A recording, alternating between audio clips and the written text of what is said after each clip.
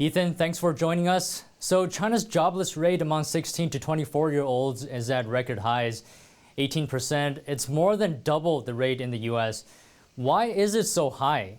Is it because there's not enough work, or is the younger demographic not willing to work? That's a great question, and thanks for having me, Don. So the reason why China's unemployment rate is so high is predominantly because of two factors, one of which is the renewed lockdown policies that are now spreading across the country as Omicron breaks out, and the other is due to their long-standing regulatory policies due to common prosperity, which started in 2021. To your point about whether it's the youth unwilling to work, that does not really factor into unemployment, because if you declare that you're not willing to work, then you would also be declared not in the labor pool. So that's not really factored in.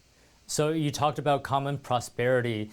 Does that mean last year's crackdown on China's consumer tech and education sectors, that is a contributing factor to unemployment rate?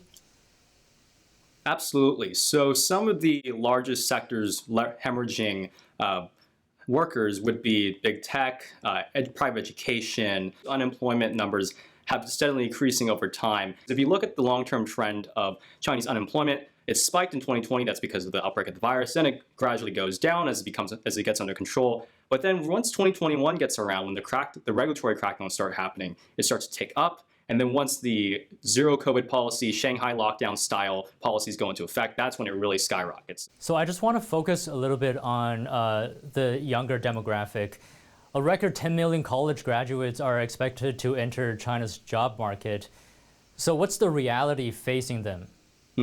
Yeah, the reality is as poor as it can get for graduates in a country as advanced and as educated as China, because these are the people that are going to be most affected by these policies, because they're mostly focusing on educated work, right? These are people who would want jobs in the big tech firms, want jobs in private education, want jobs in the cutting edge. And that's what got hit hardest by the common prosperity initiatives. And then all those who maybe don't really fit that mold are also thrown under the bus as well. I think JD, Alibaba, Tencent, they posted double-digit layoffs recently, which is absurd. And these companies are also absolutely massive. These are mega companies. And so the fact that these companies are losing double-digit numbers worth of employees is really going to dampen the job prospects of all these recent graduates. You're getting a lot of students who are basically being left with little future to be seen for the foreseeable upcoming future.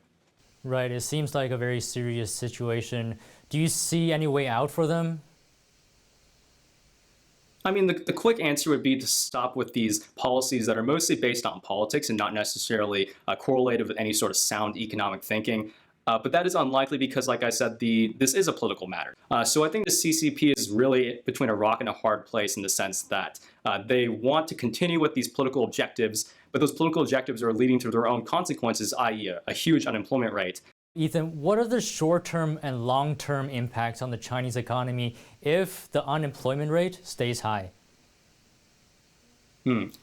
So the short-term effects is what we're seeing right now, is that you just have a lot of anxiety, a lot of protests when it comes to lack of opportunity. So if this continues for a long time, then you have a lot of young people unemployed. And I think out of all the different organizations on earth, the political organizations, the CCP should probably be the most afraid of young people, because young people in China, they've been responsible for extremely destabilizing protest movements. There's Tiananmen Square protests. In the long term, if the CCP cannot get this under control, they might have some very interesting protests, some very interesting movements to be dealing with when it comes to controlling their own population.